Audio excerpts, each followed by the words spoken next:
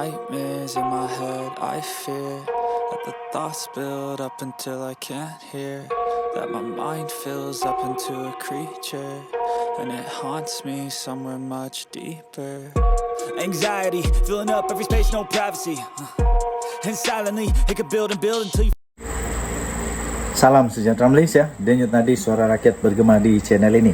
Seperti yang kita tahui, pengerusi presiden daripada Parti Muda sendiri, iaitu Syed Saddiq Syed Abdul Rahman, telah meletakkan jawatannya sebagai presiden parti. Maka dengan itu, satu artikel daripada Sahabuddin Hussein sangat pedas, sangat tepat sekali. Syed Saddiq habis, Muda pun habis. Kerana apa? Muda sangat bergantung kepada Syed Saddiq. Tanpa Syed Saddiq, seolah-olah dah tak adalah bersatu pula Muda. Ahli Parlimen War Syed Saddiq Syed Abdul Rahman semalam dihukum penjara 7 tahun, 2 sebatan dan denda 10 juta. Dan jika gagal pula, Syed Saddiq akan dihukum penjara 4 tahun lagi sebagai gantinya.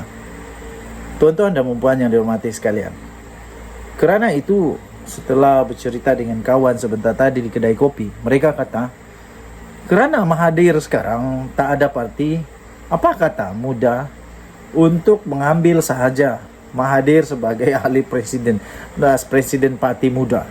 Mereka kata, kan dulu pernah ada ura-ura kabar angin kononnya Syed Saddiq Syed Abdul Rahman ini adalah anak didik kesayangan Mahathir. Itu ura-ura cerita-cerita dulu. Jadi apa salahnya, kata mereka, kalau itu memang benar, apa salahnya Mahathir selamatkanlah Muda ini dan jadilah presiden muda, jadilah parti tua. Jadilah parti tua, apa bukan muda sudah, itu jadi parti tua. Walaupun begitu, saya sebagai pemerhati politik Malaysia, saya membantah cakap kawan saya itu, kerana saya tidak bersetuju kalau Mahathir jadi presiden muda. Namanya pun muda, Mahathir dah tua, tak boleh. Saya harap Parti Muda tidak terperangkap dengan keadaan, tidak terperangkap dengan situasi teruk ini, yaitu tidak berpresiden, sehingga menjadi panik dan tiba-tiba mengambil Mahathir menjadi presiden, sebab tidak sesuai. Namanya muda, orangnya mesti muda, bertenaga, kuat, masih lama untuk hidup. Jadi tuan-tuan dan puan-puan yang dihormati sekalian, apakah pendapat anda? Perlukah Mahathir bersama dengan Muda? Jika sebelum ini beliau mencipta sejarah sebagai pemimpin termuda dilantik sebagai Menteri Penuh, kini satu lagi sejarah diciptanya, yaitu Syed Saddiq Syed Abdul Rahman ini.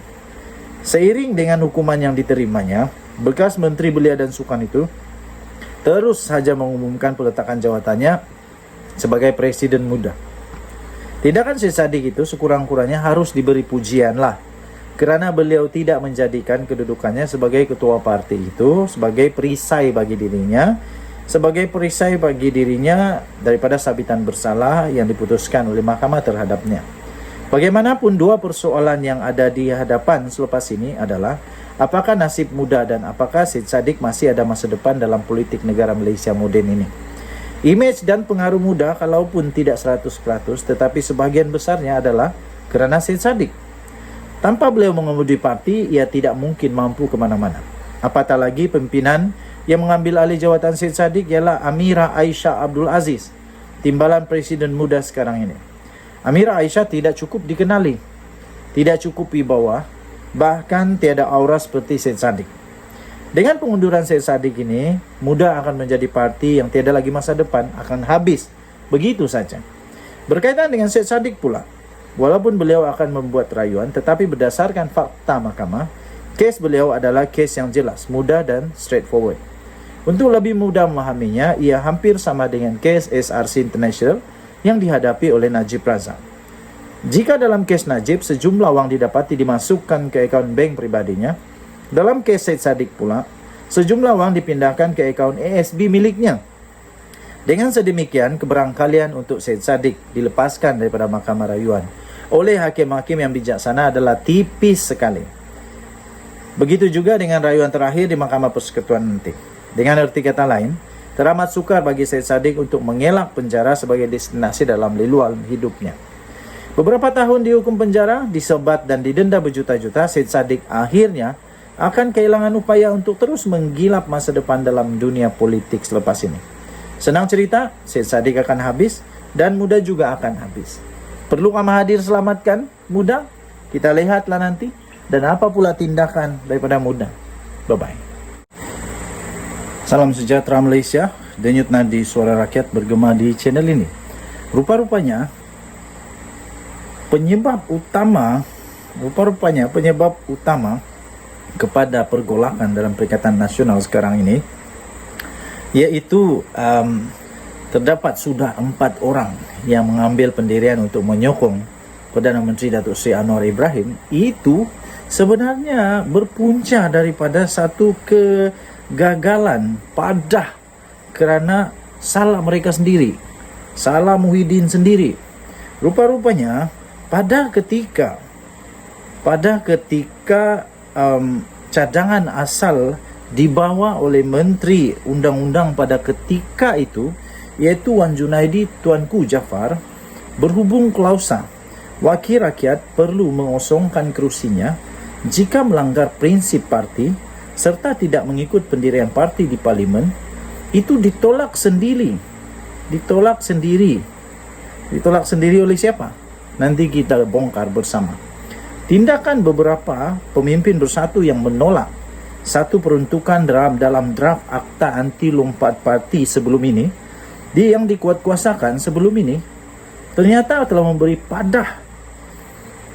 padah kepada parti itu apabila beberapa ahli parlimen mereka menyatakan sokongan kepada kerajaan. Itu yang didedahkan oleh Khairi Jamaluddin di dalam satu artikel yang diterbitkan oleh sahbudin.com.net, Sahbudin Husin, bertajuk Bersatu Terima Padah kerana salah mereka sendiri. Mendedahkan perkara itu, Khairi Jamaluddin berkata, Menteri dan Wakil Rakyat Bersatu telah menolak cadangan asal yang siapa bawa? Menteri Undang-Undang pada ketika itu, Wan Junaidi Tuanku Jaafar.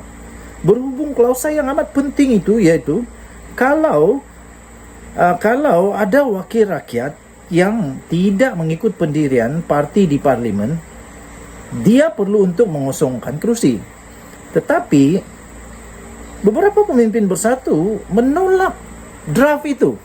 Sekarang kena makanlah dengan keegoan pada ketika itu. Mungkin pada ketika itu, ya, mereka ada kelebihan. Mereka ada interest di sana. Mereka ada mereka ada kelebihan kalau itu tidak ada dalam klausa. Sekarang siapa yang kena? Nak kata kesian tidak, nak kata padan muka tak tahulah, masing-masing punya pendapat. Khairi yang juga adalah bekas Menteri Kesihatan berkata, pemimpin bersatu bertegas untuk menentang klausa tersebut apabila ia pada hari pertama dibentangkan dalam mesyuarat Jemaah Menteri hingga ia dikeluarkan daripada rang undang-undang itu. Bersatu sebelum ini adalah sebahagian daripada kerajaan gabungan yang menyokong pentadbiran Ismail Sabri Yaakob. Ayoninya, bila dibawa ke Jemaah Menteri untuk dibincang draft ini, antara yang paling lantang menentang adalah ahli parlimen daripada Bersatu. Menteri-menteri Bersatu, yaitu mereka yang dari PN sekarang ini. Mungkin sebab mereka juga ada pengalaman melompat parti. Kena karma lah. Dulu syok kan, orang melompat parti, syok. Azmin Ali lompat parti, syok. Sekarang syok tak syok, salah. Ayoninya menteri-menteri yang bantah draft asal ini kini jadi mangsa terhadap draft yang telah dipindah dan diluluskan. Katanya dalam satu audio siar keluar sekejap bersama bekas Ketua Penerangan UMNO, Sarir Hamdan. 4 ahli Bersatu yang telah pun menyatakan sokongan kepada Perdana Menteri Anwar Ibrahim adalah daripada Kuala Kangsar, daripada Labuan, Gua Musang dan Zahari Kecil daripada Jeli. Pada Rabu lalu, Suhaili memaklumkan sudah menerima peruntukan bagi kawasannya selepas beliau menyatakan sokongan kepada pendaftaran Anwar. Memang betul. Memang betul dapat peruntukan.